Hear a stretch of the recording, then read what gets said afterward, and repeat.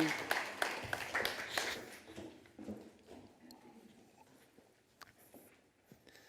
All right, we ready? So, hello everyone. My name is Jeff McCann. I'm an art director, designer, maker, and I'm just going to jump straight into it and throw some visuals at you and just show you exactly the kind of stuff that I make and the broad scope that I have. So these are some coats that I made, the very first wearable pieces of art that I made from cardboard.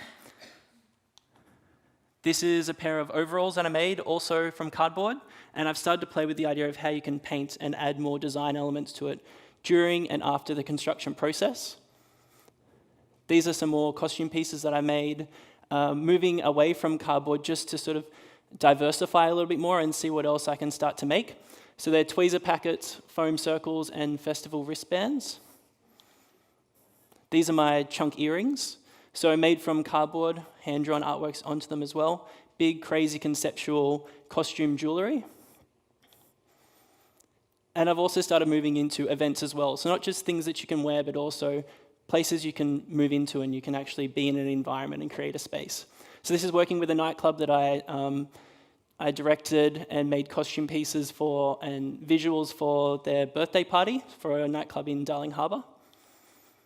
And then there's also the fine art side to my practice, so the murals, the large-scale artworks, the commission pieces as well. So I really am a slashy.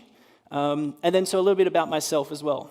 So I studied design for theatre and television in Wagga. I finished in 2010. And then I stayed in Wagga for an extra 2 years, and I just found who I was creatively. Before moving to the big city and being one of 1,000 million fishes in that pond, I wanted to know who I was and what my point of difference was. So after 2 years, I moved to Sydney, and I got a 9-to-5 job in a creative job. I was a visual merchandiser in a retail space. And I knew if I was going to have a 9-to-5 job and be straddling my own creative practice and a 9-to-5 job, I wanted to still be creative, and I wanted to have a goal as to what I would take out of that 9-to-5 job. So my goals were, I wanted to learn how to run a successful business. I also wanted to learn how to manage people better, and I wanted to know how to tell a story with my product to my customer. So 2 years of working that job, and then I decided it was time to give it a crack, and in October last year, I quit my job. So October this year will be 1 year. Celebrate time. Okay, so now I'm going to show you my studio/bedroom.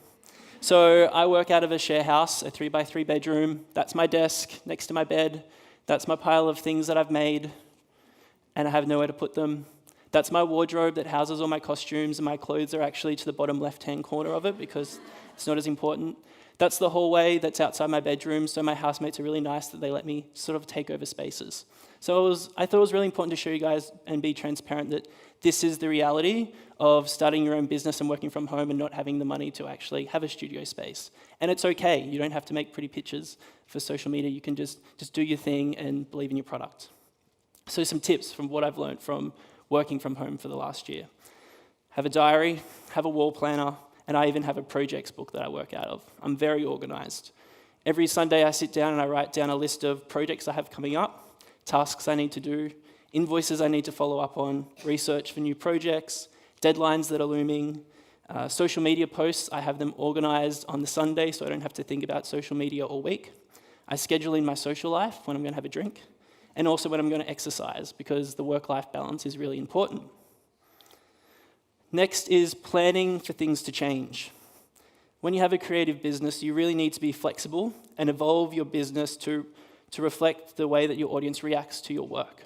You can have an idea of the way that you think a product's going to work or something that you're going to do and how it's going to be a part of your practice. But as soon as you hand it over to your customer or the audience, they're going to react in the way that they want to react. So this is a really clear example for me of where that happens.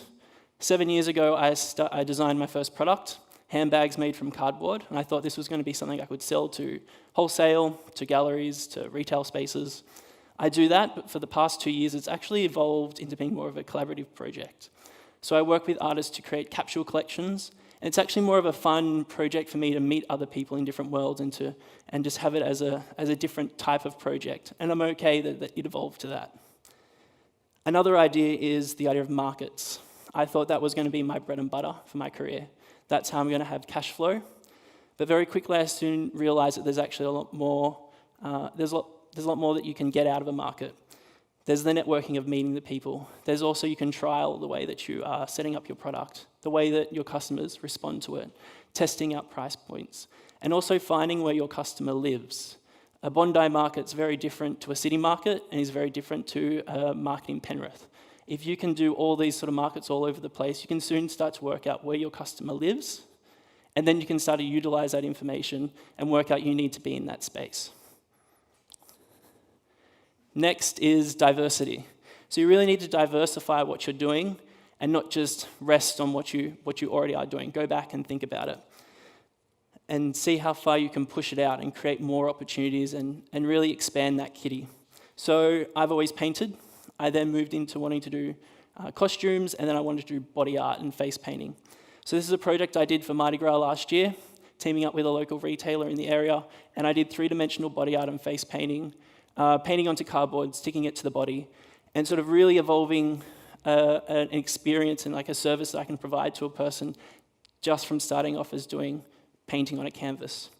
Now I can do this sort of experience and service at festivals, events, parties, all that kind of thing. Next is working with festivals. So going from being a person who sells at a market, at a festival, to then becoming a person who works with the festivals themselves to create bigger, more corporate branding for them, and also working with them to create art sculptures and installations for them. Next is budget. Knowing your money, doing a profit and loss table, working out where your money is going, where it's coming in, and also analysing that, finding those patterns, really important. Also having your bread and butter. Knowing that, for me, it started off as an Etsy store, regular income from that, turn it into a market stall, regular income off that, and then pushing it into the corporate world and trying to get a bigger kitty from it again. So always have a goal that where you're wanting to get to. And finally, just some little tips. So grants, apply for them. I've been applying for grants for probably 5 years and I still haven't got one, but that's okay. No, like, it is okay. Because you get the time to sit down and really analyze what you want to do for the next 12 months. They ask you those questions that you never ask yourself because you're too busy making stuff. It realigns you and gets you sorted. Collaborate. Broadens your network and your audience. You can learn new skills. You can share your workload with the other people in the project. You can share the responsibility. You can also share the cost. The cost is important. And then, so this is a collaboration I did with Montaigne. I made a coat for her for Groove and the Moo. And then, there we go. Oh no, that's back. That is a collaboration I did with 3 artists for the QVB. So I did the rooster sculpture. And then finally, the last thing, because I'm out of time, is create a community. I think it's really important that if you're going to have a social media presence, which everyone does, really engage with them, ask questions, talk to them, reply to people, see what they're doing, because essentially your audience are the people who are going to invest in you and help you succeed. So don't be afraid to come say hello at the end as well to me and be part of my little cardboard family.